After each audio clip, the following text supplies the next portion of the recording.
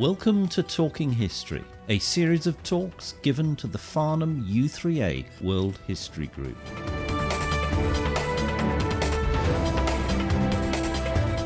Judith Edge talks about Victorian philanthropy and its legacy.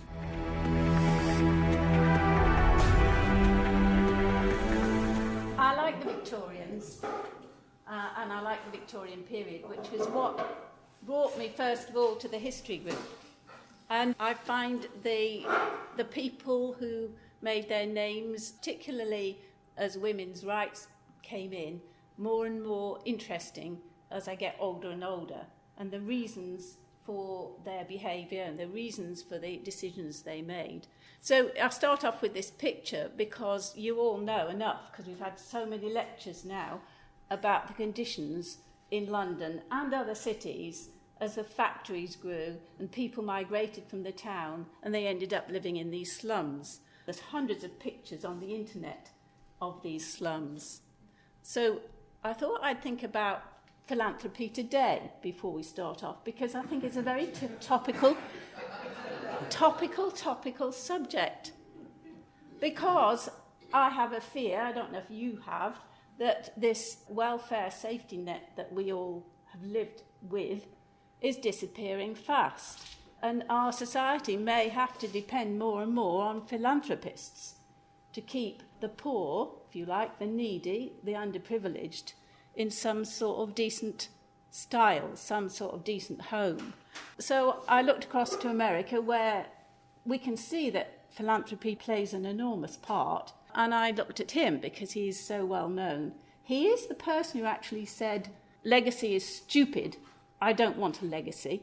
But he also said, is the rich world aware of how 4 billion of the 6 billion live? If we were aware, we would want to help out. We can make market forces work better for the poor if we can develop a more creative capitalism. There is more money put into baldness drugs than into malaria. The real philanthropists are those who make a significant sacrifice. And it's possible that Bill Gates, in saying this, is thinking, when he says he doesn't want a legacy, that in terms of real sacrifice, he's given millions and millions and millions away, but he might be saying to himself, what have I sacrificed? Anyway, those issues, the Giving Pledge in America has got this group of over 200 very, very, very, very rich people who are giving or pledging to give half their wealth, either during their lifetime or afterwards, to philanthropic causes. So it links very much with the motivations of the people in Victorian times, when I think quite late on, tax was 8 pence in the pound, might have wished to do something other with their money than just leave it to their children, grandchildren and family.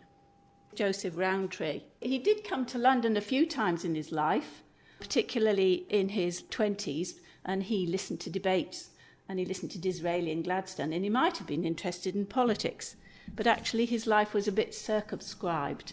He came from a grocer's family.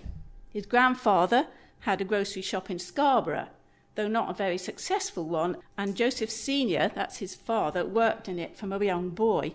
But there wasn't enough money to keep the whole family, and so Joseph's father, they're both Joseph unfortunately, came to York to set up a business on his own.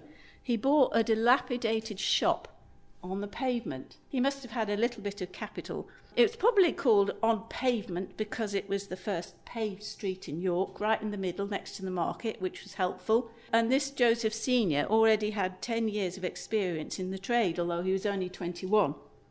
And he lived above the shop with his sister and soon employed a couple of apprentices. And they worked incredibly long hours, 6 days a week, apart from Sunday. And when it was market day, it was most of the night, most of the day. Now, the thing you need to know about the Rowntree family, which you probably do know, is they were a Quaker family. And it was a liberal household, but deliberately apart from the world, because the Quakers set themselves apart. George Fox and his testimonies restricted their choice of career by his peace testimony, for starters, so they couldn't join the army or the navy or the forces. They couldn't go into the church because they were dissenters. and they couldn't become members of Parliament because they refused to swear oaths. Their word was their bond, and they didn't believe in swearing oaths. So it restricted their choice of career. But their reputation for fairness and honesty helped them to flourish in business. And you probably know of some Quaker famous businesses that sprang up, particularly in the Victorian times. They were something of an industrial hierarchy. It was a narrow background, but quite a few remarkable people emerged from that narrow background. The Cadbury's family, John Bright, a lot of the fighters against the slave trade.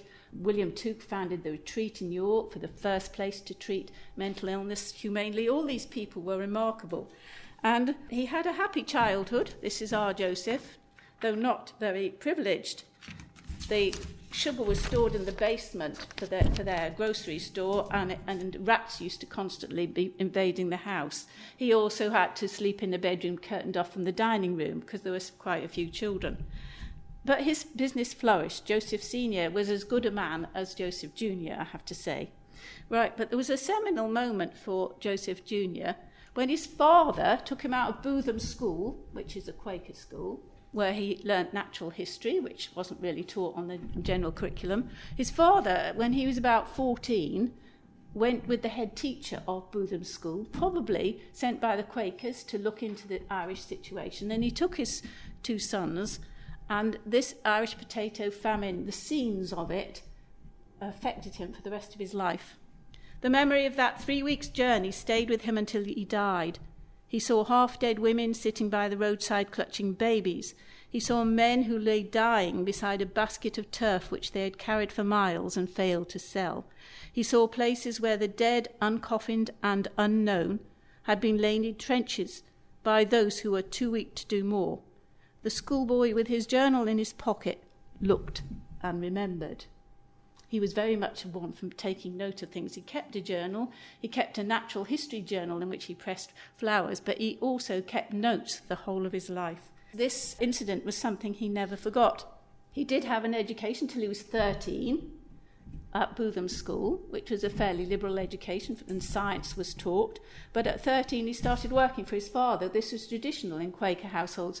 A lot of these men and women had no formal education after the age of about 13, and very often they pursued whatever scientific or historical interests they had as a side to their businesses. And some of them contributed quite significantly to the study of science and natural history. Anyway, he was treated as the other apprentices, and he learned from the shop floor how the business was run. And he also worked as a volunteer for the adult school, teaching adults to read. He did visit London, as I said. He had a bit of freedom, and I think he would have liked to have stayed in London. He got so excited by going to Parliament and listening to debates. But his father called him back, and then his father died in 1859, and Joseph and his brother were left to run the business, aged 23 and 25. He was married by then. His wife gave birth to a daughter, but unfortunately both those died young, so it wasn't as if he hadn't been affected by tragedy. But as a result of his work, and because he was interested in numbers, that's one of the reasons why he became such a successful businessman, he started collecting statistics. His young wife has died. He's working late hours at the pavement shop. It's still where he's working. He's measuring tea and coffee and mixing them, because everything depended then on the skill of the shopkeeper. They didn't have proprietary brands that people say, oh, I'll go for that because I know it's good. So it depended on the reputation of the shopkeeper. And because Joseph's father had built up this reputation so successfully and Joseph had learned it, that's what he prided himself on, quality goods. They even mixed the butter, apparently. And so the housekeepers, their wives doing their shopping would trust Rowntree's to give them a good product. So he was good at statistics. He was good at figures as well. Maybe he would have been a mathematician. But he started collecting them because he was interested in poverty. He collected tables on the number of paupers, table to illustrate the number of illiterate men and women, and that's how he found out. He must have spent a lot of time doing research. He was looking to see who could not sign their name and counting them, obviously, as illiterate. He saw a connection between poverty, illiteracy, and crime, which we could all understand. He collected statistics on crime. The poorest areas are the ones where there's most crime, aren't there? We don't have to pay so much insurance because we live in a nice area, and so on and so forth. He made an analysis of import and export figures and national expenditure and details of population, including the division into classes. It was a very elementary division. There was 1 million rich, 1 million poor, meaning destitute, and in the middle I think there was about 18 million like workmen, tradesmen, skilled workers, and about 9 million of the what you might call middle class, something like that. I don't know how he did it. It was pretty rough. So he realised that economic factors were a factor in crime. He wrote a paper sarcastically entitled British Civilization. He quoted a judge in it sentencing a man to death for forging a note value £1. And this is the judge sentencing this man to death. And I trust that through the mediation of our blessed Redeemer, you may there experience that mercy which a proper regard for the paper currency of the country forbids you to hope for here. He wrote another paper that was even more damning, and the Quakers asked him to water it down before it was delivered. The medical officer of the Board of Health has recently declared, after most careful investigation, that 1/5 of our population have not a sufficiency of food and clothing. It is a monstrous thing that in this land, rich in natural wealth, and now rich beyond all precedent, millions of its inhabitants, made in the image of their Creator, should spend their days in a struggle for existence so severe as to blight, where it does not destroy, the higher parts of their nature.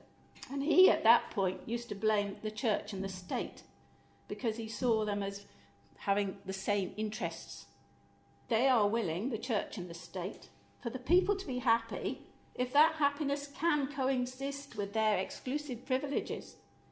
But when we turn to Christianity as the only radical cure for the sorrows of nations and of men, we find that 1/2 of the organised Christian life of this country is paralysed by its connection with the state.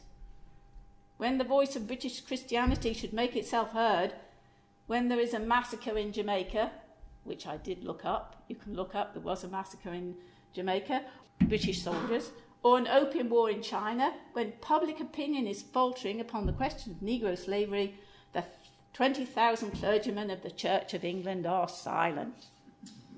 That was him, and he had to water it down for his Quaker brethren. Right. Okay, so I'm proceeding to show you how he got his money, because he started off, not underprivileged, but not very privileged either. So he goes to join his brother Henry, who owned a chocolate and chicory factory at Tanner's Moat, down by the river, which floods a lot in York. This chocolate factory was founded by the Tuke family of Quakers, but they couldn't find a son to take it over. So Henry bought into it, but he wasn't doing very well. So Joseph took his equity out of the pavement shop and put it into this factory.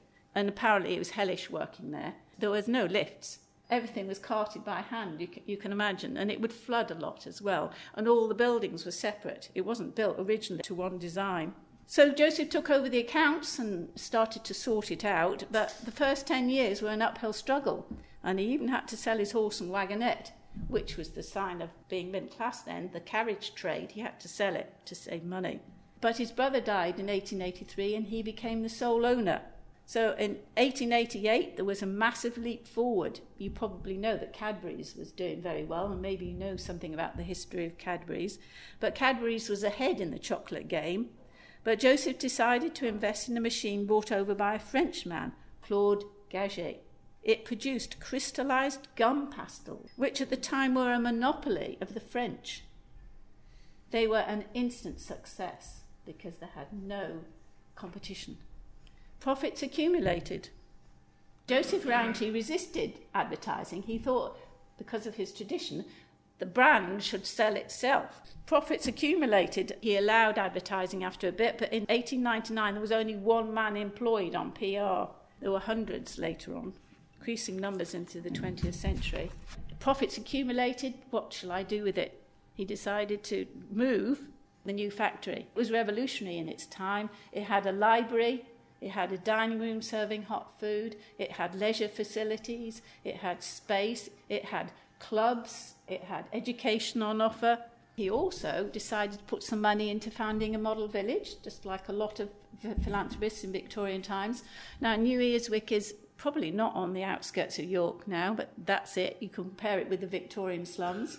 I have to say, York did not suffer in the way London did because of the slums. It wasn't quite as awful as London, but there was plenty of poverty, and his aim there was to try and produce affordable homes for people who are on the lowest income.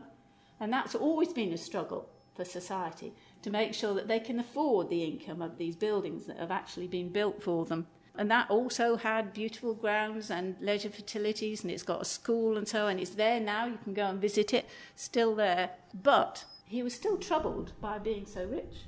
I think there were hundreds of employees, 4,000 employees later on, from starting off with about 20. And all this money coming in, he didn't know what to do with it. Well, I know how easy it is in the various forms of personal expenditure to acquire step-by-step expensive habits. One of the mischievous ways in which these habits tell is by increasing the barrier between wealthy people and their fellows. The observation of a lifetime has led me to believe that any considerable amount of wealth more often proves a curse than a blessing. In the remembrance of this, I have, with I believe the hearty assent of my children, given about 1/2 of my property to the establishment of 3 trusts. This is why I chose him, because he did something creative and different. And he did have the assent of his children, because all his children followed in his Quaker tradition, and one of them, Seabohm, actually became quite well known himself for publishing things about poverty and for the way he ran the factory after his father's death. And this is the most interesting thing of all. Charity is ordinarily practiced, the charity of endowment, the charity of emotion, the charity which takes the place of justice, creates much of the misery it relieves, and does not relieve all the misery it creates.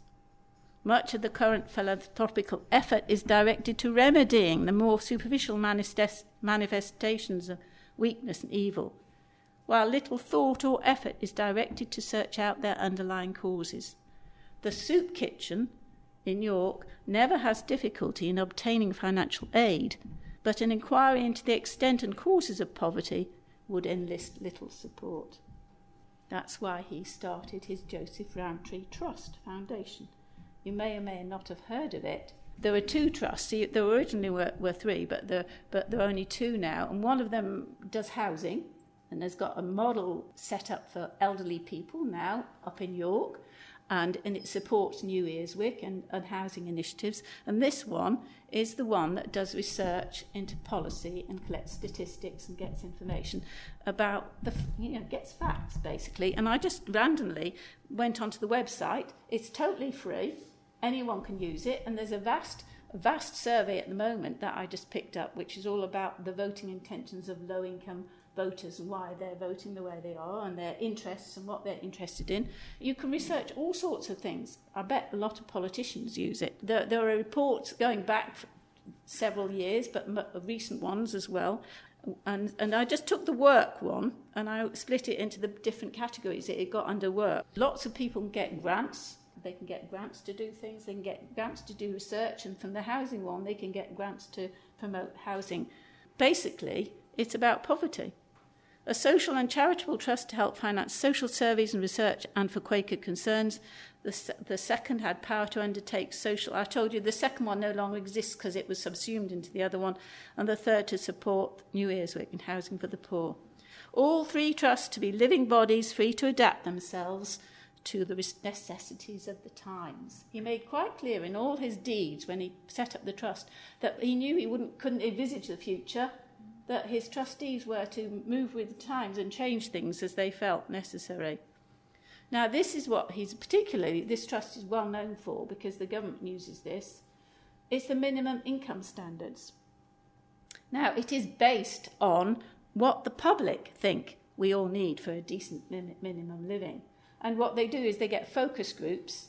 They'll get a focus groups of couples with children, a focus group of single people, and a focus group of pensioners, for instance, a cross-section. So the pensions might be rich pensioners and poor pensioners, and they will get these focus groups and say, what do you think? We're not telling you, what do you think people now in our society today need for a decent living? because the whole idea was to give access to choice and opportunities to poor people, not just give them the basics of food and clothing, and doesn't define poverty as such. I went on their website and had a look. I thought somebody might ask me, so I found out. And apparently they're doing some research at the moment to create a category for people who live in rural areas, because you can understand that people who live in rural areas find it even more difficult to access things than people who don't. And one of the things I found most interesting, it was in 2012, they started, just for the couple with 2 children, to include a car as one of the minimum income standards, because people can't access work and jobs very well if they haven't got a car. They can't get their children to school sometimes if they haven't got a car. They can't drive to the supermarket and buy things in bulk if they haven't got a car. And so all those reasons, that focus group decided they would need a car, and it's included in the basket. That's probably why it's a significant bump up. But it's because of the lack of public transport, as well as anything else, that particularly in rural areas, that they need the car. So it's worth looking into if you're interested in these sorts of things. These are his legacy. He left an awful lot of stuff to York. Most of the streets in York have got his influence if you ever wander around them. And his trust is the main one. That's why when Bill Gates said something about being creative, I thought this was a creative, and it's still there, still producing information. Octavia Hill. Did she come from money? No, she didn't. But she came from connections. She was born Wisbech, is that how you say it? Wisbech, okay. The museum to her name now. So if you ever want to find out more, you can go and visit Wisbech and see it. And it was a pleasant town, and she was born into a moderately wealthy family. But her father, who was an idealist, tried to create a utopian-type village, and it all foundered, and his banking business was no good either. He had been widowed twice and had 6 children when he married Caroline Southwood Smith, who was her mother. She was the governess for these 6 children, apparently, and it's like Reader, he married her. He did marry the governess. They were obviously in sympathy with each other's views. She was into progressive education and Palazzi and all sorts of things. Octavia was her father's 8th daughter and 9th child. But he had a mental collapse, and he was declared... I doubt all those children. But I'd have to say it was probably also providing for all those children that was one of the issues. He collapsed in a heap, and Caroline took over and became more or less a single parent with the youngest girls, because the others were much older. So he was declared bankrupt in 1840, and her grandfather had to take over supporting the family. And these are her early influences. Her grandfather, who was Southwood Smith, was a health and welfare reformer concerned with social issues, including child labour and housing of the urban poor. And he helped look after Octavia and her sisters when they were young and gave them financial support. But they did struggle. They really, really did struggle. And she actually had to go out to work, which was an incredibly awful thing to be doing in Victorian times for a young woman. She actually had to go to work. But I doubt very much, because I did read that in this book that somewhere she told these poor people that she was dealing with, and some of them were very difficult, you can imagine. And she says, well, I was really, really poor once, you know, I know what it feels like. And they're looking at her, I think, no, you don't. John Ruskin. Now, she was very friendly with John Ruskin because she started working for him as a copyist, and actually saw a picture, a copy of a Bellini of the Doge, famous painting, which she copied. So she was obviously artistically creative and good at it, and he used her as a copyist because they didn't have photocopying and they didn't have this stuff. And when they gave lectures about art, what were you supposed to do? Stand in front of people and tell them how beautiful a picture was? So she was a copyist for him, so she earned a bit of money. She also earned a bit of money working in the Ragged Schools, which you may have heard of, because a lot of philanthropists in Victorian times supported the Ragged Schools, and she ended up serving as a secretary of the women's reading classes at the Working's Men College as well. So she got little bits and pieces of work, and she had helped support the rest of her family when she was young. Ruskin fell out with her at a later stage, but if you want to read about that, it's interesting, but we won't go there at the moment. But he was very sympathetic to her cause, and he was a humanitarian. He was revolted by the conditions that poor people had to live with, and he was the one that that gave her money. Another influence, I don't know if you heard of Mayhew's London, you probably have if you read anything about the Victorian period. He was also a very interesting man, one of 17 children who ran away to sea and ended up editing Punch. So he's another one that became bankrupt, spent 10 years in France avoiding his creditors. But he wrote a very seminal book, it influenced Dickens as well, in terms of documenting the lives of the poor in London. So all these people influenced her, and she was very, very into religion as a young girl as well. She started helping out with ragged schools. So she was, if you like, steeped in the conditions of the working poor in London. London is her place, really. She felt that the housing system failed the poor, and John Ruskin agreed to lend her the money. She tried to find new homes for her charges, the poor that she was helping, but there was a severe shortage of available property. Does that sound familiar? And Hill decided her only solution was to become a landlord herself, but she had no money, but she had the connection. So John Ruskin lent her the money. She acquired 2 leases, 3 cottages in Paradise Place, Marylebone. They were split up eventually to smaller places, and then another 5 more in Freshwater Place, Marylebone. Look on the web, you can find a 2-bedroomed flat in Garbett Place for £3,000 a month rent. And I thought, I have to say, the middle class always win out, don't they? Because they're lovely houses, aren't they? She, with Ruskin's money, had them built. But it wasn't just her cleverness in terms of getting money out of Ruskin. She managed to get money out of it. After being improved, they were let to those on low incomes. A return of 5% on capital was obtained, as promised, to Ruskin. And any excess reinvested in the properties for the benefit of the tenants.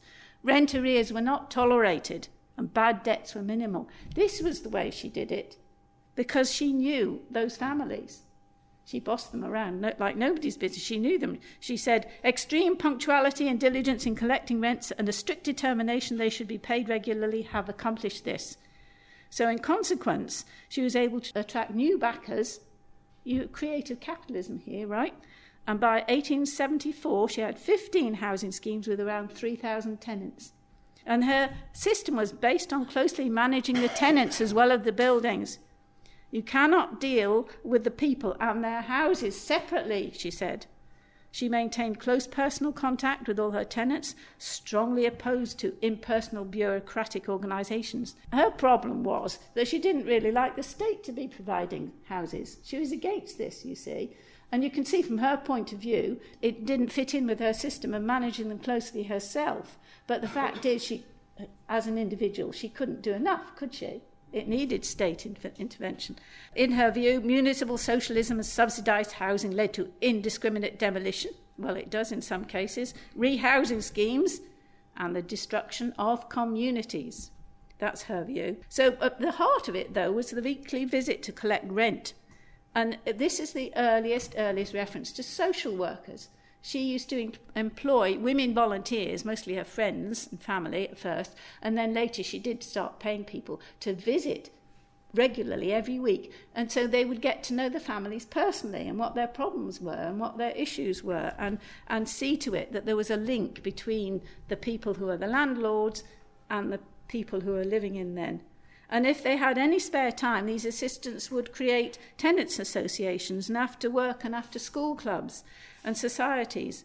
And in 1889, she created the Southwark detachment of the Army Cadet Force, its first independent unit. There were some in some schools, but this was the first independent unit because she believed it would make a difference to the boys in the neighbourhood. And I've just got one quote. Of course, I realise that all you say about war, because you can imagine her descent, her family and her religious family were a bit concerned, just like Quakers would have been for cadets, you see. But I do not feel any doubts about the Volunteer Cadet Corps for at least 3 reasons. Firstly, I believe defensive war is right. Secondly, the volunteer movement seems to me a helpful form of preparation.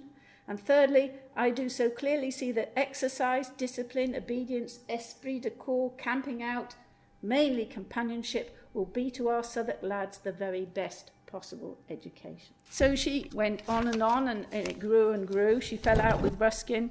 And then there were occasional little schemes that she promoted, and this is one, another nice little corner in Southwark in 1887 by Elijah Hoole. You can go and visit it, and one of the things she had is a beautiful garden there, and she helped to plan this garden with this chap called Elijah Hoole, and she said, "There is perhaps no need of the poor of London which more prominently forces itself on the notice of anyone working among them than that of space. How can it best be given? And what is it precisely which should be given?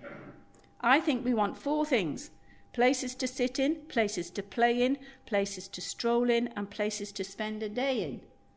The preservation of Wimbledon and Epping shows that the need is increasingly recognised. But a visit to Wimbledon, Epping or Windsor means for the workman not only the cost of the journey, but the loss of a whole day's wages. We want, besides, places where the long summer evenings or the Saturday afternoon may be enjoyed without effort or expense." She understood the people, didn't she? You probably know her as a founder of the National Trust, which is also what she went on to do. The energy of some of these people, just absolutely amazing. In 1884, the Ecclesiastical Commissions recognised her enlightened approach and turned her to manage and reform their slum properties in South London, which were notorious for poverty and petty crime. Hill turned these estates into model properties, which still paid a return on the investment. These estates continued to be let to tenants at affordable rents throughout much of the 20th century, even when rent control was relaxed and open market rents substantially increased. She was engaged in a campaign to stop building in Buttermere early on, and she had a friend called Canon Hardwick Rawnsley, who was working up north to do the same. There was a solicitor who was of the Commons Preservation Society, and these 3 people all became connected through their work to preserve space. And so on November the 16th, 1893, Hill, Hunter and Rawnsley met in the offices of the Commons Preservation Society and agreed to launch a trust. She wanted it to be called the Commons and Gardens Trust, but the 3 agreed to adopt Hunter's suggested title, the National Trust. And under its first full formal title, the National Trust for Places of Historic Interest or Natural Beauty, was inaugurated the following year. It was only in 1907 that the actual act was passed, enshrining the Trust's permanent purpose and giving it powers to protect property for the benefit of the nation. Right, so a formidable person. She had a companion for a lot of her life, died towards the end of her life, and she was very upset. A lot of these ladies did. One didn't know what I'm sure their relationship was totally celibate, but both she and Angela Burdett had people with them for nearly 50-odd years, being their companion and doing things for them, but also their closest, most loyal friend. So Octavia did as well. And so one of her legacies was actually social work, because the women who trained under her formed the Association of Women Housing Workers, and they became the first sort of social workers that ever existed. And I just thought I'd read you this bit out. Hill was short, like all her family, and indifferent to fashion. Her friend, Henrietta Barnett, a grammar school in North London, another lot of philanthropists, if anybody else wants to do them, she and her husband set up Toynbee Hall, which was another settlement in London, to get young aspiring politicians mostly to come and live and work among the poor, to get a feeling for it. Apparently Beveridge and Clem Attlee both visited Toynbee Hall. Henrietta Barnett is a very interesting lady, but she was a good friend of hers, and she said she was small in stature with a long body and short legs. She did not dress, she only wore clothes. Which were often unnecessarily unbecoming. And Barnett also spoke of Hill's streak of ruthlessness. Well, she would have had to be ruthless, wouldn't she, to do the stuff that she did as a woman without money, though she did end up comfortably off, and she did have all these connections that supported her all her life. Gertrude Bell, who was she pot calling the kettle black, called Hill despotic.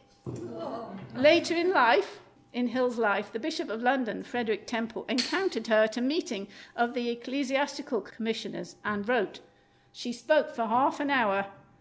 I never had such a beating in all my life." That's Octavia Hill. Now we're moving on to somebody completely different, whose life I found totally entertaining. I don't know that she was always so entertained by it, but Angela Burdett Coutts, the first baronet, 1814 to 1906, absolutely contemporary, pretty well, with Queen Victoria. She was very slender. All the pictures of her show very tall, very slender, long face, probably like a Scottish face, but she didn't have very good skin, apparently, and that was a bit embarrassing to her. That aside, she was at the top of the tree in terms of society. In the same year that Queen Victoria came to the throne, aged 18, Angela Burdett, youngest daughter of Sir Francis Burdett MP and granddaughter of Thomas Coutts, the banker, heard the lawyer read the terms of the will of her step-grandmother that declared her heiress to one of the greatest fortunes of the century. She was 23. And you say to yourself, she is the youngest daughter of a youngest daughter. Why was the money left to her rather than to older siblings and to the previous generation? It's an interesting point. And it's probable that both her grandfather and her step-grandmother thought she was the most suitable. It's quite clear that she was regarded as the most suitable person to deal with this massive fortune, and you'll see the reasons why. The papers at the time gloated. I'm amazed by how free with their opinions newspapers were in those days, but then one shouldn't be amazed. They're just as free nowadays, aren't they, right? It was a fortune, they reported, of 1,800,000. Now, I can't reckon it in our terms, I can't reckon it at all. But they reckoned that the amount in sovereigns laid in a line would stretch for over 24 miles. They were probably trying to suggest to poorer people what it might be, you know, when like we scientists try and tell us about billions of years and they try and put it in some perspective. So Victoria and Angela pursued sort of parallel careers, and they knew each other well, though you'll find out that Queen Victoria fell out with her at a later stage. But later, Angela was often called the Queen of the Poor. So why Angela? Her grandfather, whom you will have heard of, a Scot from Edinburgh. He was the fourth son, and there were two branches of his father's business, one in Edinburgh and one in London. The business in London was led by Thomas and his brother James, and in 1778, on the death of his brother, Thomas became the sole head of the firm. He was ambitious, clever, very hard-working, and very honest. He also established a reputation as a man of integrity and honesty. Hospitable and benevolent, he had many literary friends and gave liberally to charities. Apparently her parents were a bit disappointed she wasn't prettier, but you'll find out that that was beside the point, really. His statue, apparently still within the atrium of Coutts Bank. I don't know if anyone here has ever been to Coutts Bank, but it's the Royal Family Bank, as we all know, and apparently they have an ATM for the royal family, especially in the Coutts Bank. Daily limits. Now then, he had an interesting private life. His first wife was Elizabeth Starkey, who'd been a servant of his brother James. This was more like the 18th century than the 19th, so you could get away with stuff like that. The 18th century was a much nicer period from that point of view, from restrictions. And he married her because she was young, she was bright complexioned, she was competent, she was sensible, and he married her. So she was basically a servant of his brother's, and he married her, and not too many people blinked that much, actually. So I thought I'd read you a bit because it was funny, because I do think Angela Burdett Coutts' life is probably more entertaining than some of the others. Right, he says, if Thomas Coutts attempted to give his wife some polish, he seems to have had little success. Mrs. Coutts retained her Lancashire accent and her Lancashire directness. Sir Herbert Taylor, writing of the Coutts' visit to Bologna, recorded with some amusement that Mrs. Coutts, being asked her opinion of the amphitheatre of Rome, replied that when furnished and whitewashed, it would be a very pretty building. No one minded. The Duchess of Gordon, herself given to straight talking, enjoyed the moment when Mrs. Coutts, stunned an elegant assembly waiting for the delayed Prince Regent, with advice on how to keep the fish hot without spoiling. There you go, that was Mrs. Coutts. And it was a happy marriage and produced several children, all boys All 4 sons died, 3 daughters left, and Angela's mother was the youngest daughter. In his old age, and before his wife died, but she did suffer from dementia towards the end and went rather mad. And as soon as she died in 1815, he married an actress, a strolling player indeed. And she was very beautiful. In her older age, she got quite fat. She was obviously fairly self-indulgent, and she was lampooned in the cartoons. And that also, despite the fact that he was twice her age, if not more, he married her and he lived with her very happily for about 7 years before he died. I thought I'd read you this because this is Harriet's letter to Sir Walter Scott, because she went on after her husband's death to marry the Duke of Albans. And this is what a letter she wrote. Sir Walter Scott was a friend of hers. She was obviously an intelligent lady. What a strange, eventful life has mine been, from a poor little player child with just food and clothes to cover me, dependent on a very precarious profession without talent. She's honest, without talent. Or a friend in the world, first the wife of the best, the most perfect being that ever breathed. They obviously really did love each other. And now wife of a duke. You must write my life, my true history, written by the author of Waverley. He didn't get around to it. So her grandfather, this honest, hard-working man, made a lot of money, but upright and full of integrity and giving to charitable causes. This was her step-grandmother. And this is the lady that left her the money, because when her husband died, he left her all the money, and when she died, she left the money to Angela. Her actual father, now he was an interesting, people who've researched the radical politics of this period will have come across him, because he was a handsome chap, obviously, nothing to do with it, but he was. You can find loads of pictures of him. He came from a wealthy and well-connected family. He went to Westminster School, but expelled for his part in a riot, which seems to fit in.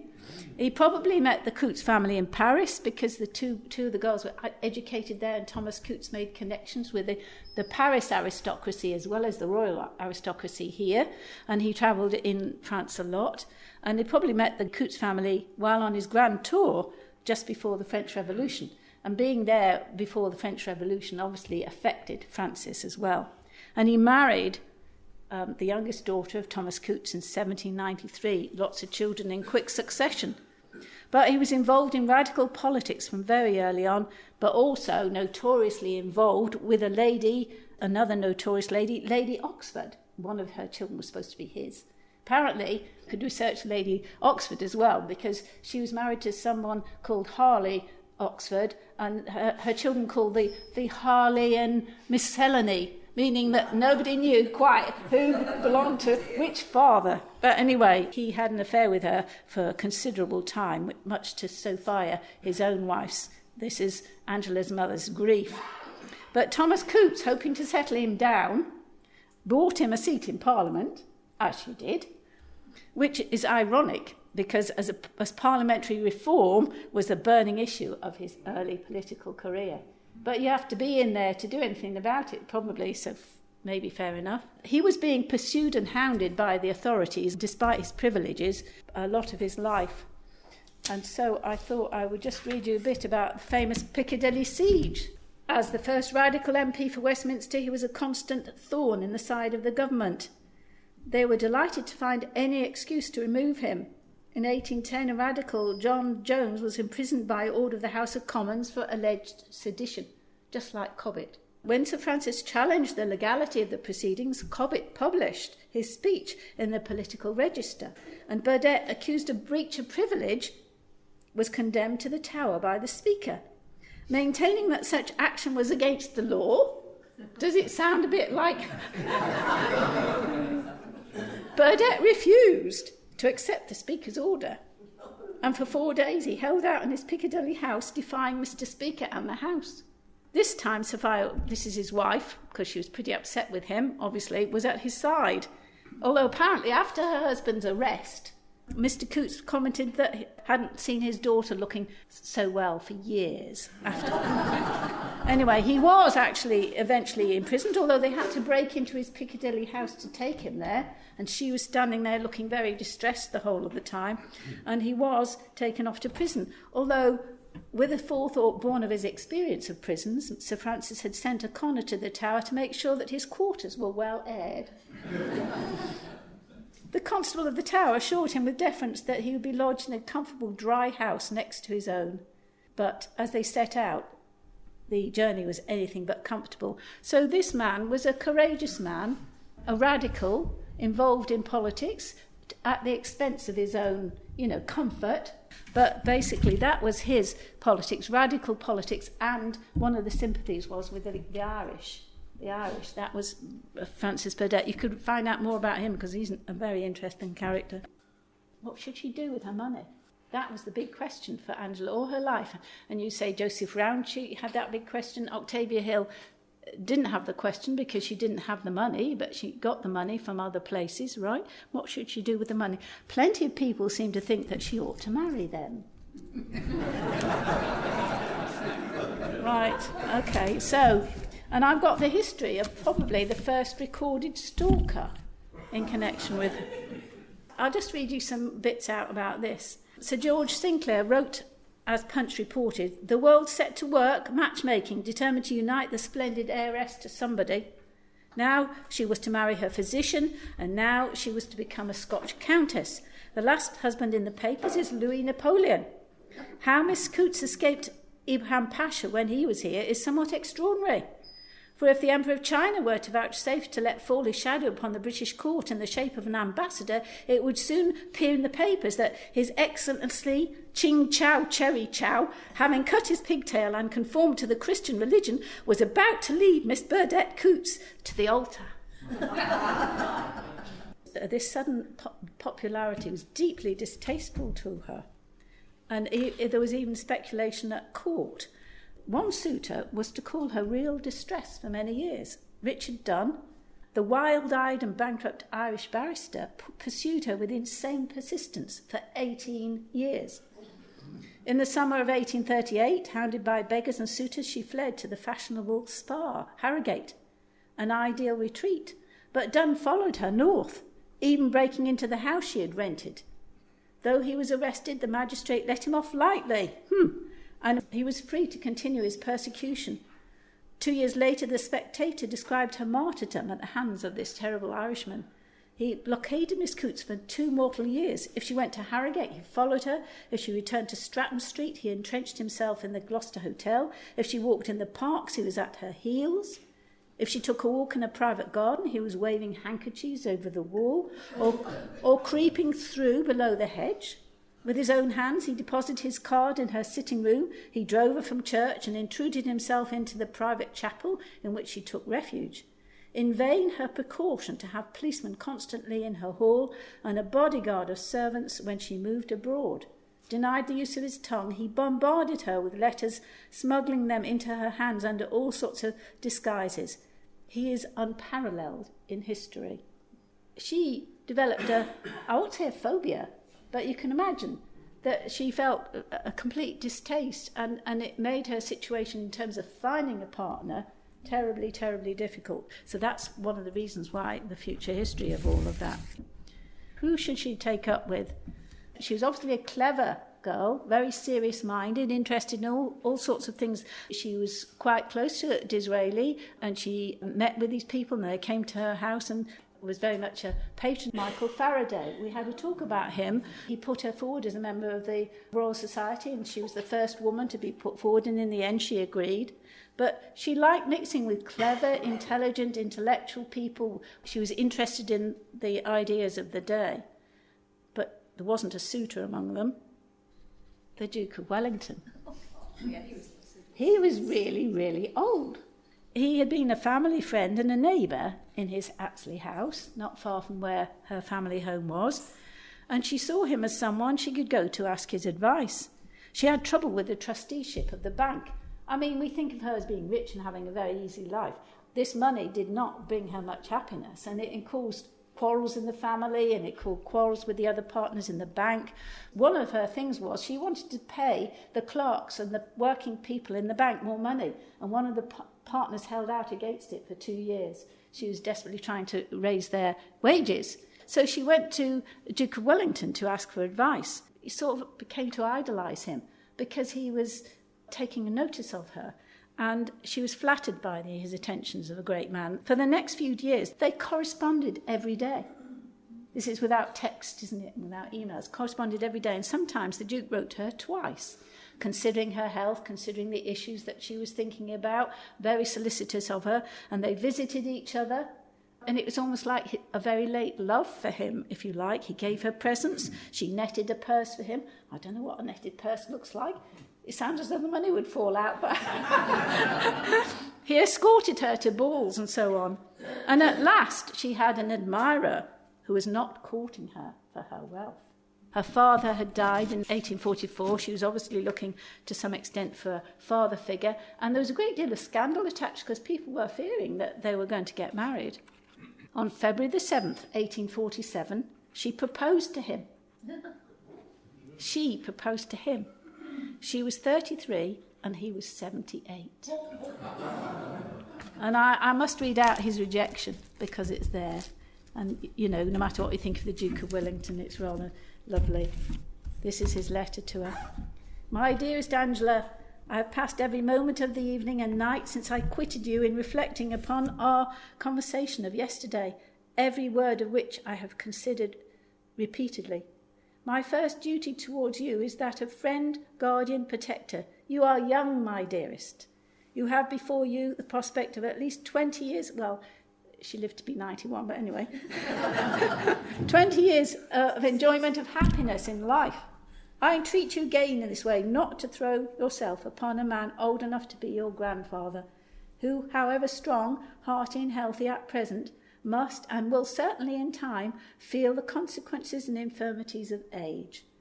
You cannot know, but I do, the dismal consequences to you of this certainty. Hopeless for years, during which you will still be in the prime of your life. That was the Duke of Wellington's letter to her. She was devoted to his memory all his life, and when he actually died, some 6 years later, she was regarded as his widow, and people wrote condolences to her because they were so close. So you can see it's a succession of people who influenced her, but what she's looking for is people will influence her and help her to do the things, to accomplish the things that she wanted. Charles Dickens had spoken to her in the 1840s about founding a home for prostitutes or for women who'd been convicted of crimes and when they were released from prison, finding a way of saving them and giving them a new life. And they were very involved in this. And to some extent, she was involved with him. He was a married man, obviously. They spent years and hours discussing how to go about it. But in actual fact, the person who did the work in the end of the day was Charles himself. And everything I've read about him and Urania Cottage shows he was what you would say disinterested in his intention and his sympathy for these girls who'd had no chance in life.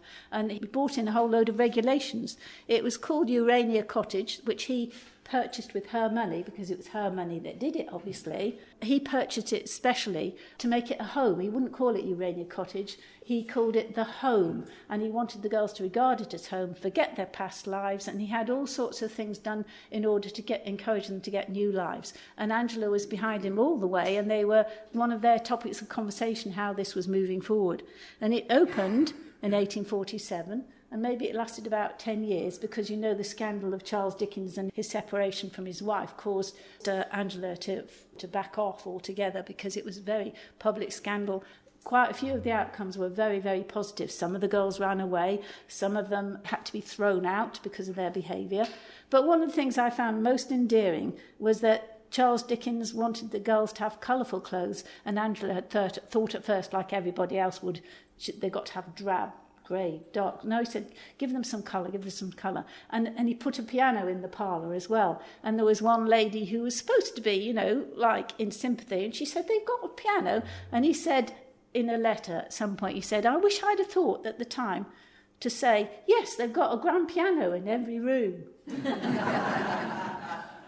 But he didn't. Anyway, you can read about this. There's a book that somebody's written about Urania Cottage, and the whole idea was to set them up, give them a new life, and send them to Australia or Canada or wherever they wanted to go with a package so that they could start afresh. And some of them did. And the lady who wrote this book has tracked down the descendants of some of these people. But some of them went back to their old ways, and some of them couldn't abide the rules and regulations. And in actual fact, he had a policeman keeping the outside so that people couldn't break in or couldn't cause any problems. But in actual fact, this policeman was found in the room with one of the girls. She was very involved with that project and backed Charles Dickens all the way with it and was very, very keen to help. She knew tens of thousands of prostitutes in London. They'd be wandering up and down the street in front of her house, you know. She knew all about it. In 1881, she made what was considered to be a mad marriage, and this is what caused the break with Queen Victoria.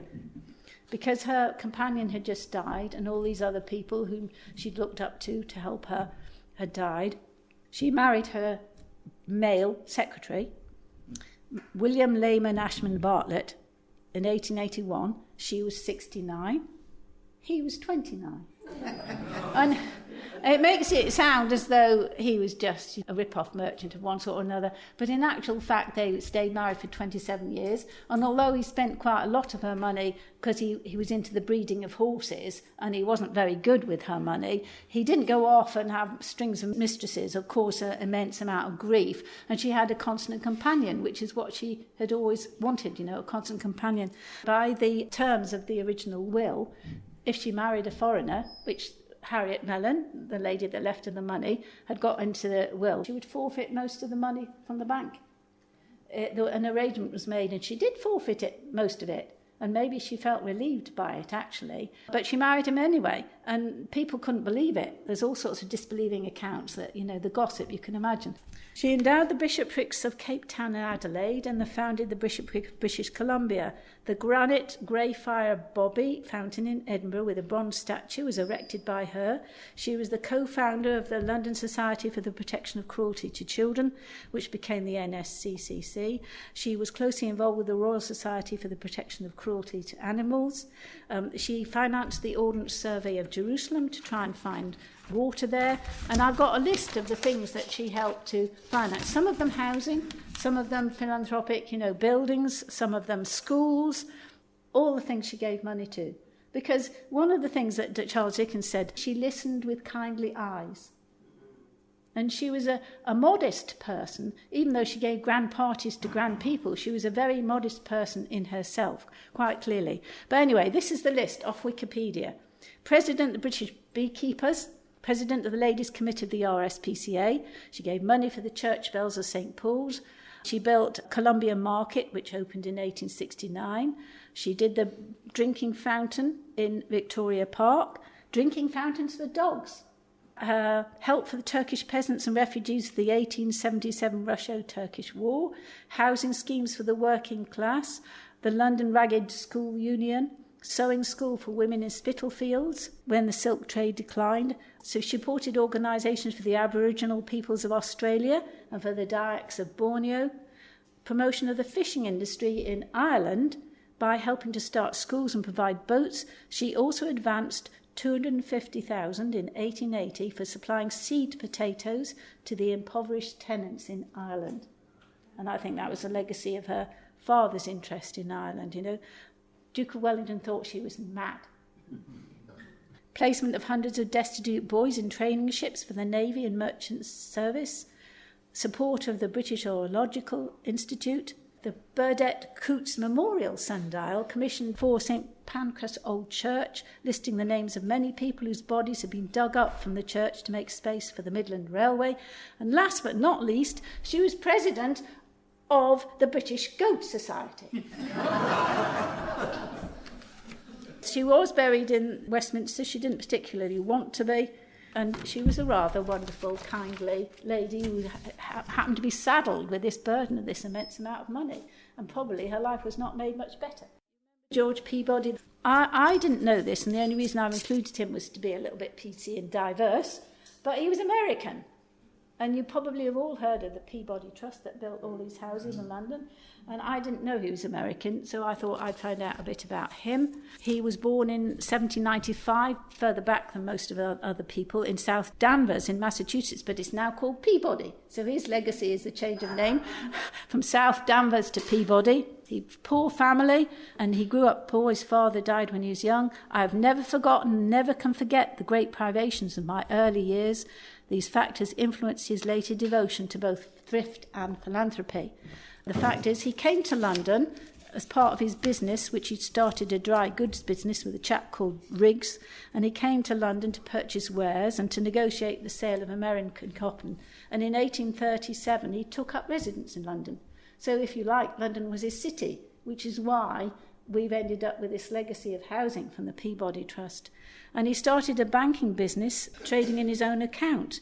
I've discovered that American state governments were not good for paying their debts, and therefore they weren't getting much credit. And he did an awful lot to make sure that the American states were persuaded to pay their debts, and as a result of that, they got more credit, they got more money, and he built up his business. And therefore he became very, very rich eventually. He took Junius Spencer Morgan, father of J.P. Morgan, into partnership in 1854 to form Peabody, Morgan and Company, and they worked together until his retirement in 1864. So apparently Morgan Grenfell and J.P. Morgan were originally part of this business that he founded. But basically, he spent most of the rest of his life giving money away. He never married. There was supposed to be a daughter somewhere, but he never married. And what he did was he divided his money, if you like, between America and London. And in America, he spent his money on education. So there's hundreds of institutes and schools and university departments and art establishments that have got money from the Peabody Trust. But in London, he wanted to do something to ameliorate the condition of the poor and needy of this great metropolis. So it all went into housing. He funded an enormous amount of housing in Spitalfields and South London. Horseferry Road apparently has got a thing saying Peabody Trust on it. Decent quality housing for the artisans and labouring poor of London.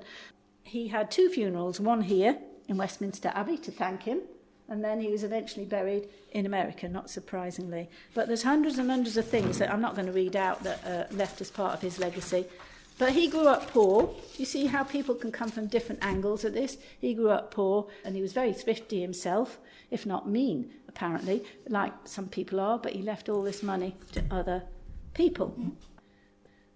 If you walk from the London Eye along the Thames footpath, if you've ever done this, towards Greenwich, you can't go on the path all the way, but you can go a lot of the way.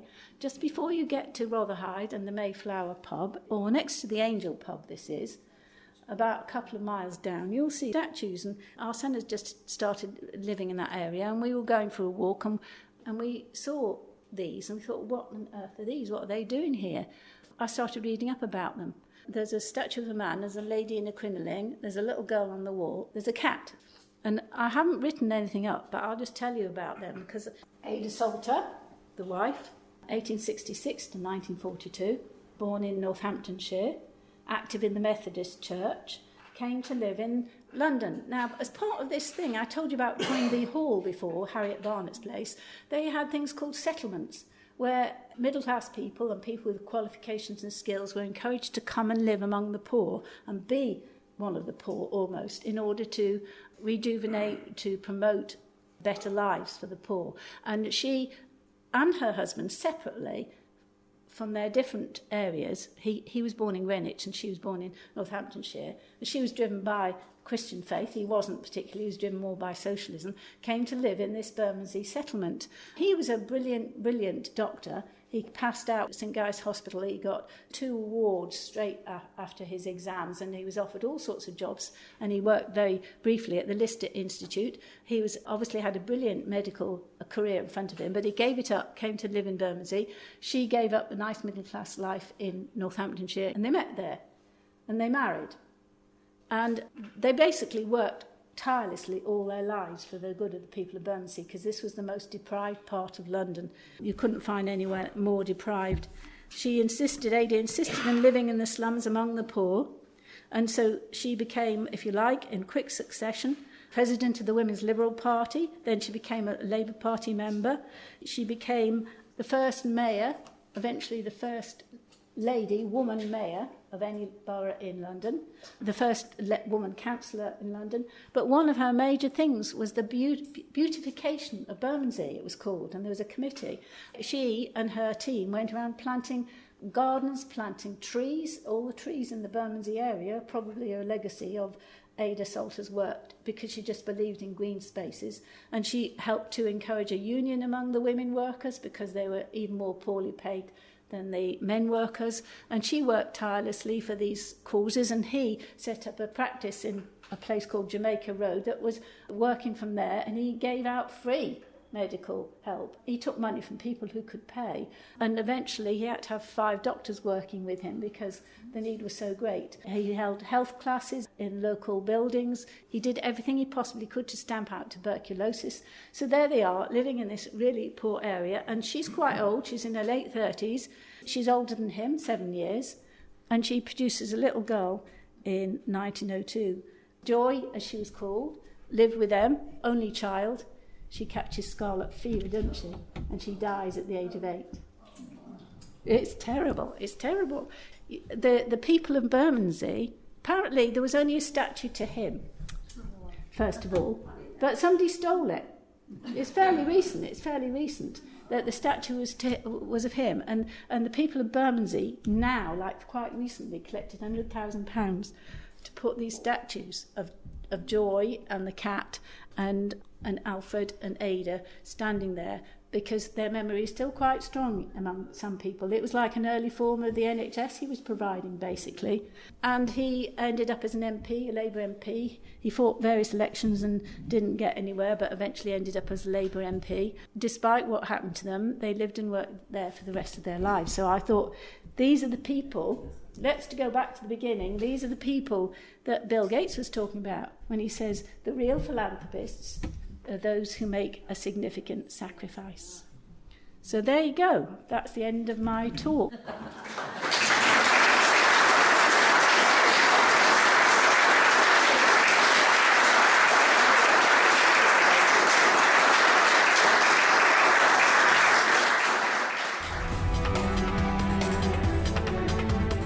This podcast is produced by the Mr. T Podcast Studio in association with the Farnham U3A Group.